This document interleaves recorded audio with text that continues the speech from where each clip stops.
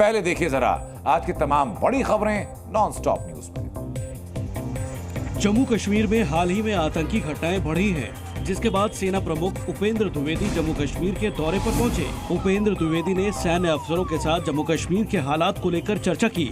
इस बैठक में बीएसएफ और सीआरपीएफ के डीजी भी शामिल हुए। बैठक में फॉर्मेशन कमांडर्स ने सेना प्रमुख को सुरक्षा बलों द्वारा कब्जे में लिए जा रहे क्षेत्रों के बारे में जानकारी दी।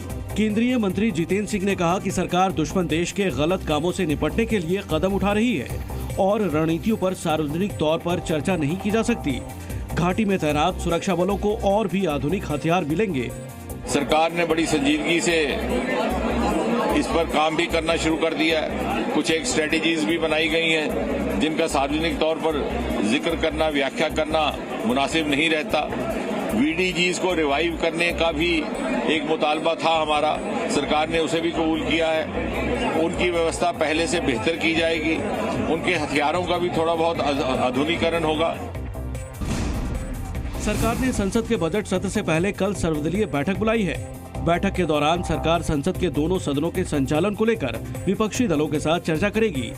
कल सुबह 11:30 बजे ये ऑल पार्टी मीटिंग होगी।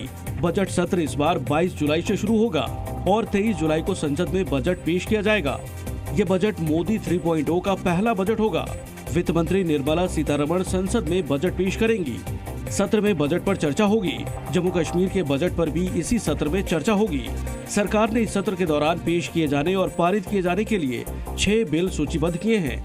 सरकार ने अपनी तरफ से संसद में कामकाज और बिल पास करने की पूरी तैयारी कर ली है। सरकार की पूरी कोशिश होगी कि जिस तरह का हंगामा बीते सत्र में देखने को मिला था, वैसा कुछ भी इस बार सदन में न हो। लेकिन विपक्षी सरकार को महंगाई, नीट, अग्निवीर और आतंकी घटनाओं जैसे मुद्दों पर घेरने की कोशिश कर रही है।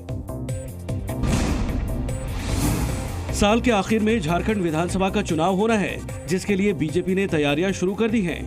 खुद केंद्रीय गृह मंत्री अमित शाह ने कमान संभाली और मिशन झारखंड पर पहुंचे। शाह ने बीजेपी कोर कमेटी की बैठक की और चुनाव की रणनीति बनाई।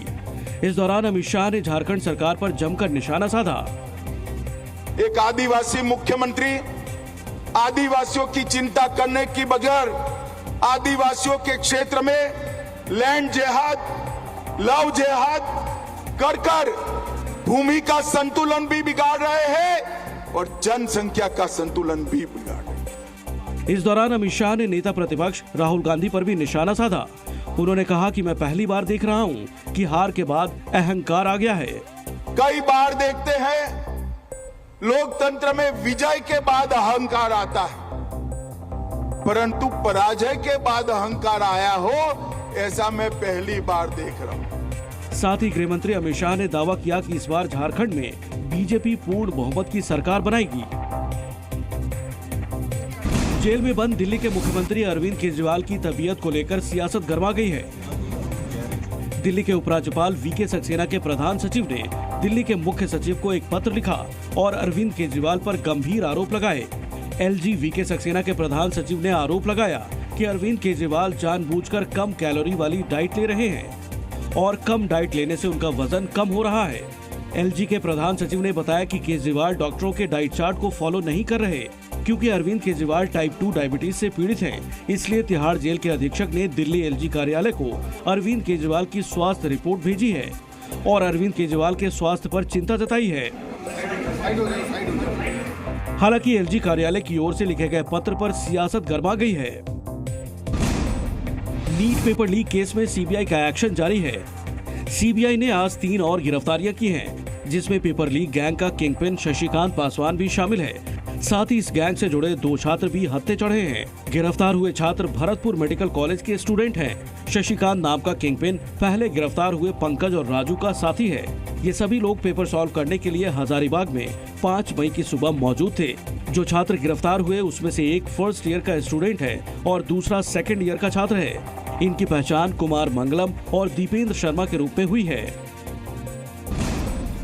देश के ज्यादातर राज्यों में मानसून की जोरदार बारिश के बाद हालात बेहद खराब हो गए हैं। उत्तराखंड, हिमाचल के बाद अब महाराष्ट्र और गुजरात में भी मूसलाधार बारिश लोगों के लिए आफत लेकर आई है।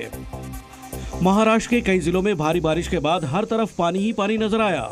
अब नवी मुंबई में मूसलाधार बारिश के बाद पूरी सब्जी मंडी तालाब में तब्दील हो गई, तो वहीं अंधेरी में भारी बारिश के बाद सबवे में पानी भर गया, जिसके बाद सबवे बंद करना पड़ा। वहीं नागपुर में भारी बारिश के बाद लोगों के घरों में बारिश का पानी घुस गया और लोगों के घरों में रखा सामान पानी में तैरता नजर आया। तो वहीं गुजरात के पोरबंदर में भारी बारिश के बाद गलियों और खेतों में पानी भर गया। यहां पानी का बहाव इतना तेज था कि रेलवे ट्रैक के नीचे की जमीन सैलाब में बह गई। मौसम विभाग ने देश के कई राज्यों में अभी और बारिश होने का अनुमान जताया है।